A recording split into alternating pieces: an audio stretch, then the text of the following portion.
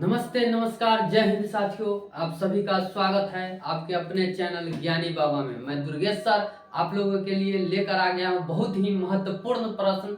Subject है भूगोल ना, तो इस वीडियो को छोड़कर कहीं जाइएगा नहीं। आइए देखते हैं प्रश्न क्या है। प्रश्न जो है हमारा वो क्या है, बात करें प्रश्न की तो प्रश्न देखिए यहाँ पर क्या है। समुच्च कृषि से आप क्या समझते हैं ना, समुच्च कृषि से आप क्या समझते हैं, ये हमारा प्रश्न है। तो देखिए इसका जो उत्तर हो जाएगा वो क्या होगा, मिट्टी की सतत सतत गुणवत्ता बनी रहे इसके लिए वर्षा जल का संचयन, भूपृष्ठीय जल का संरक्षण, भूमिगत जल की पुनः पूर्ति के साथ साथ पहाड़ी क्षेत्रों में सीढ़ी नुमा खेती की जाती है।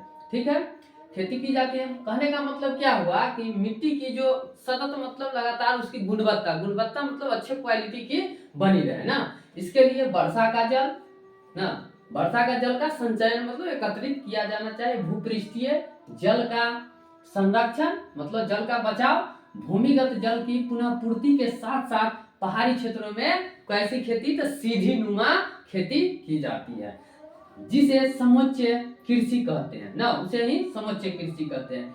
इस विधि द्वारा मिट्टी की उर्वरता, शक्ति एवं संरक्षण साथ साथ हो जाती है। मतलब क्या कि इस विधि के द्वारा जो इस समुच्च कृषि जो है विधि द्वारा, इसके द्वारा मिट्टी की उर्वरता शक्ति मतलब मिट्टी की जो शक्ति है, ताकत है, वो बनी रहती है, साथ साथ उसका संरक्षण संरक्षण भी होता रहता है। ठीक है, आइए देखते हैं अगला प्रश्न जो है प्रश्न संख्या 2। प्रश्न संख्या 2 में क्या है, प्रश्न संख्या 2 जो है हमारा देखिए, पवन अपर्दन वाले क्षेत्र में कृषि की कौन सी पद्धति उपयोगी मानी जाती है ना, पवन अपर्दन वाले क्षेत्र में कृषि की कौन सी जो पद्धति है वो उपयोगी मानी जाती है। तो आइए इसका आंसर जो है क्या है देखते हैं। पवन अपर्दन वाले क्षेत्रों में पट्टिका की स्थिति श्रेयस्कर है। श्रेयस्कर मतलब कि बहुत अच्छा है ना, श्रेयस्कर। इसके अंतर्गत फसलों के बीच घास की पट्टिका का विकसित करने पर आधारित है ना, फसलों के बीच घास को भी विकसित करने पर आधारित है। इसके तहत रसायन का उचित उपयोग कर मिट्टी का संरक्षण किया जा सकता है। मिट्टी का मतलब अच्छे रसायन का उपयोग करके मिट्टी का जो शक्ति है या उसका संरक्षण हम लोग कर सकते हैं। रसायनों के सतत उपयोग से मिट्टी के पोषक तत्वों में कमी आने लगती है। यह पोषक तत्व जल, वायु, केचुआ और अन्य सूक्ष्म जीव हो सकते हैं ना, जैसे कि मिट्टी की जो उर्वरा शक्ति है वो जल से, वायु से और उसके अंदर जो केचुआ होता है ना उससे बना रहता है। तो जब रसायन का जब हम लोग उपयोग करते हैं खेत में तो इससे क्या होगा कि वो केचुआ जो है उमड़ जाएगा। तो इससे क्या होगा कि मिट्टी का जो है वो उर्वरा शक्ति है वो क्या होगा, कमने लगता है। ठीक है, आइए देखते हैं अगला प्रश्न क्या है।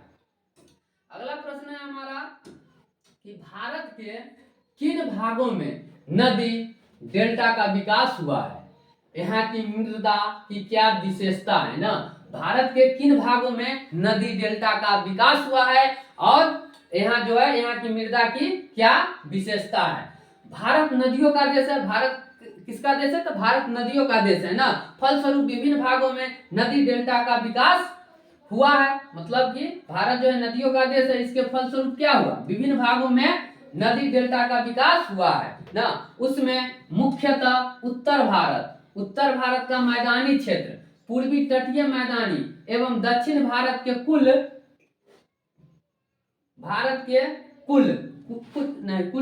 कुछ क्षेत्रों में विकास हुआ है ना, कुछ क्षेत्र में विकास हुआ है। इन क्षेत्रों के मिट्टी में पोटास, फास्फोरस और चूना जैसे तत्वों की प्रधानता होती है ना। तो इस समय जो इस मिट्टी में है उसमें कौन चीज की प्रधानता होती है, पोटास की प्रधानता होती है, फास्फोरस की प्रधानता होती है और चूना जैसे तत्वों की प्रधानता होती है। जबकि इसमें नाइट्रोजन एवं जैव पदार्थों की कमी रहती है ना। अधिक उपजाऊ होने के कारण इस मिट्टी पर गहन कृषि की जाती है ना। यहाँ की जो ये मिट्टी है जो कैसा है, मतलब अधिक उपजाऊ है, जिसके कारण इस पर गहन कृषि की जाती है। आइए देखते हैं प्रश्न संख्या 4। प्रश्न संख्या में क्या दिया हुआ है कि फसल चक्र मृदा संरक्षण में किस प्रकार सहायक है ना, फसल चक्र जो है मृदा संरक्षण में किस प्रकार सहायक है। तो इसका जो आंसर है वो देख लेते हैं हम लोग, क्या होगा, दो धान फसलों के बीच ना, जैसे कि अभी जो धान होता है फिर अगले साल ना, तो इसके बीच में मतलब कि दो धान फसलों के बीच में एक दलहन की फसल, दलहन की फसल कहने का मतलब क्या हो गया, दलहन क्या सब होता है ना, तो क्या हो गया, केराव हो गया ना, इसके अंदर और भी बहुत सारे चना हो गए, जैसे कि सब दाल जो होते हैं उनको लगाने की प्रक्रिया को फसल चक्रण कहते हैं ना, लगाने की प्रक्रिया को क्या कहते हैं, फसल चक्रण कहते हैं। फसल चक्रण के कारण मिट्टी में राइजोबियम नामक ना, फसल चक्रण के कारण मिट्टी में कौन चीज, राइजोबियम नामक जीवाणु की वृद्धि हो जाती है। किस जीवाणु की, तो राइजोबियम नामक जीवाणु की वृद्धि हो जाती है, जिससे मिट्टी पुनः उपजाऊ बन जाती है ना।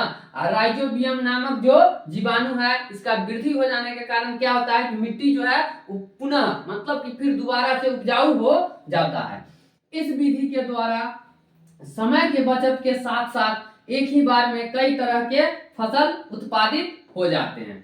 इस फसल जो है उत्पादित, कई प्रकार के फसल उत्पादित हो जाते हैं। तो जो वीडियो अच्छा लगा हो तो इसको ज्यादा से ज्यादा शेयर करें, लाइक करें और चैनल को सब्सक्राइब करना न भूलें। फिर मिलते हैं अगले वीडियो में, तब तक के लिए धन्यवाद।